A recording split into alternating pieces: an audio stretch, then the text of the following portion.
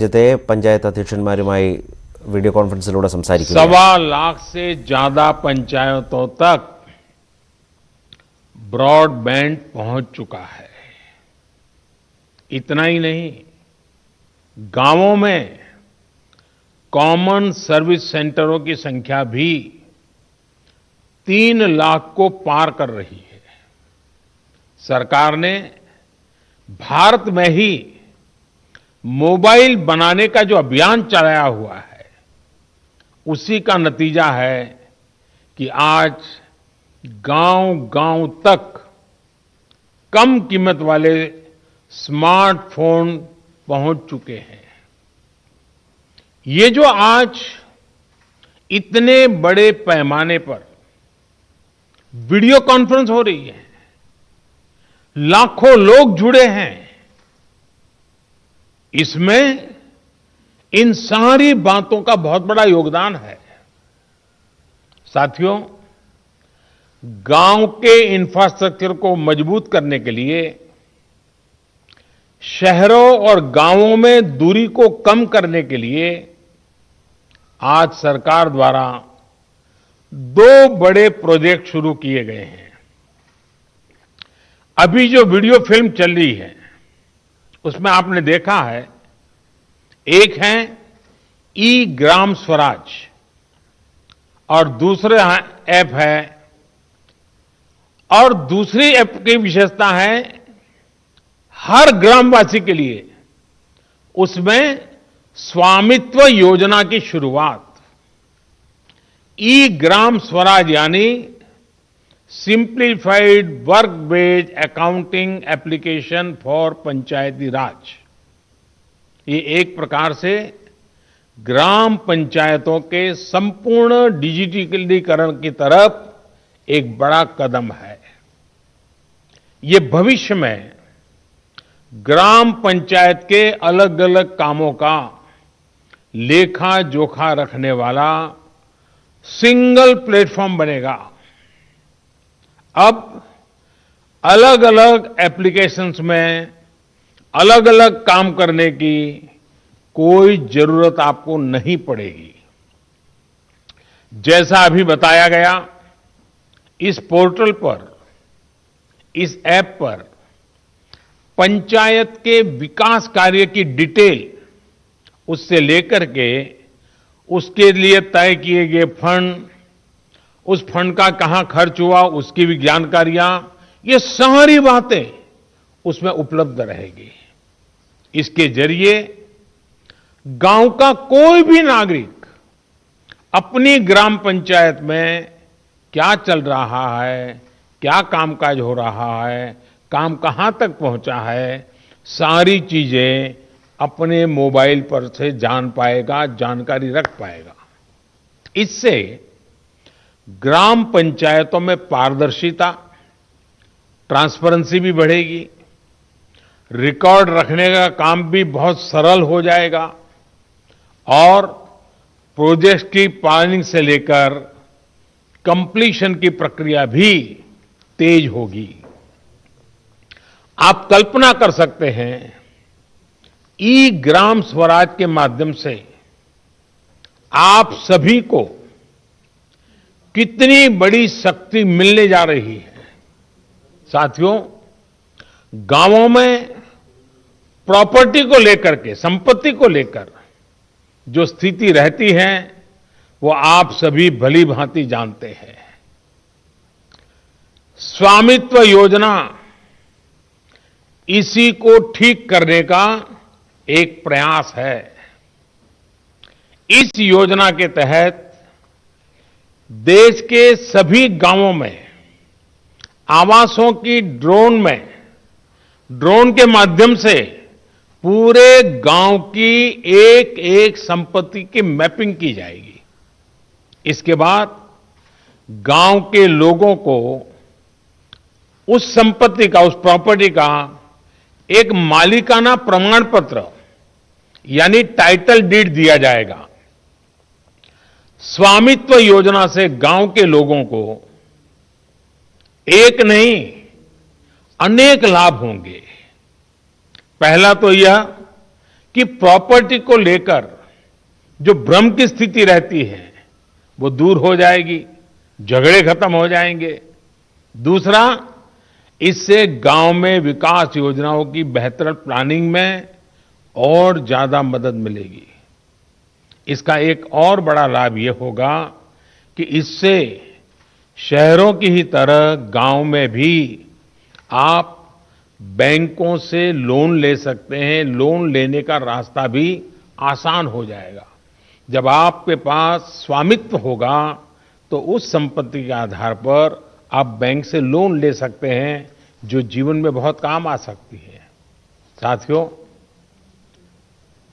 अभी यानी फिलहाल उत्तर प्रदेश, महाराष्ट्र, कर्नाटक, हरियाणा, मध्य प्रदेश और उत्तराखंड, हिंदुस्तान के अलग अलग क्षेत्र के 6 राज्यों में इस योजना को प्रारंभिक तौर पर प्रारंभ कर रहे हैं।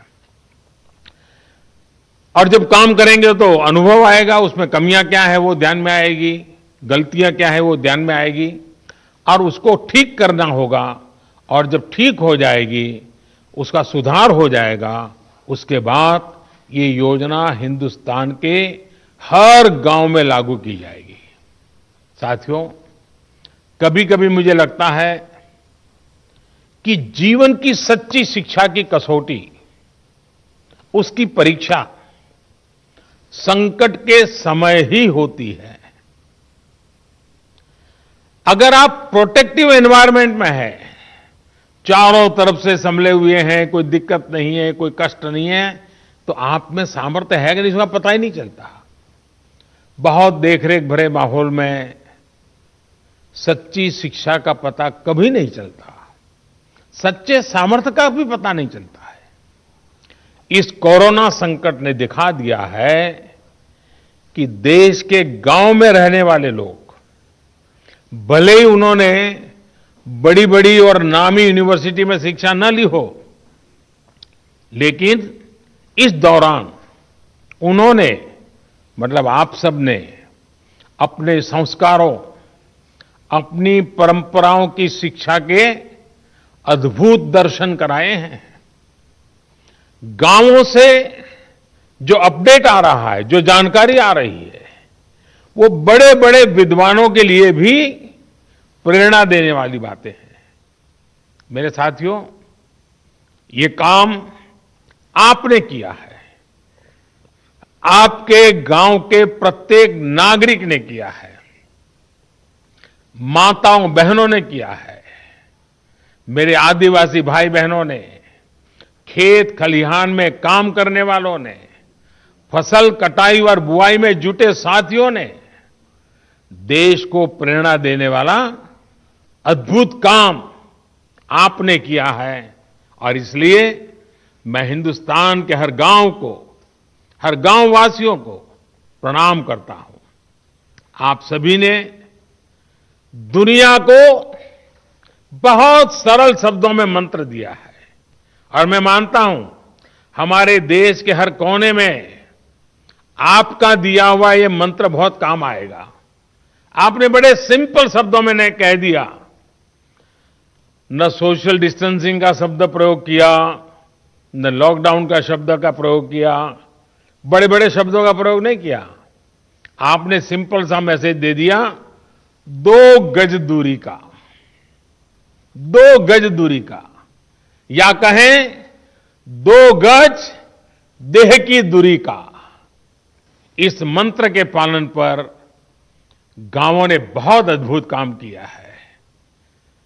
2 गज दूरी यानी सोशल डिस्टेंसिंग बनाकर रखने से आप कोरोना वायरस को भी खुद से दूर रख रहे हैं, किसी संभवित संक्रमण से खुद को बचा रहे हैं। और ये आपके ही प्रयास है कि आज दुनिया में चर्चा हो रही है कि कोरोना को भारत ने किस तरह जवाब दिया है। साथियों, इतना बड़ा संकट आया, इतनी बड़ी वैश्विक महामारी आई, लेकिन इन 2-3 महीनों में हमने ये भी देखा है कि भारत का नागरिक सीमित संसाधनों के बीच अनेक कठिनाइयों के सामने झुकने के बजाय उससे टकरा रहा है, लोहा ले रहा है। ये सही है कि रुकावटें आ रही हैं, परेशानी हो रही है, लेकिन संकल्प का सामर्थ्य दिखाते हुए नई ऊर्जा के साथ आगे बढ़ते हुए नए नए तरीके खोजते हुए देश को बचाने का और देश को आगे बढ़ाने का काम निरंतर जारी है। साथियों, इन परिस्थितियों में गांवों में जो हो रहा है उसकी मैं अलग अलग स्रोतों से निरंतर जानकारी ले रहा हूं। आज मैं आप में से भी कुछ साथियों को सुनूंगा, बातें करूंगा, कोरोना के दौरान हुए अनुभवों और आपके सुझावों के बारे में मैं जरूर जानना चाहता हूं। पूरा देश आपको सुनना चाहता है, आपके अनुभवों को जानना चाहता है, खास करके शहर के लोग जिनके लिए ये दिन जरा और कठिन लग रहे हैं।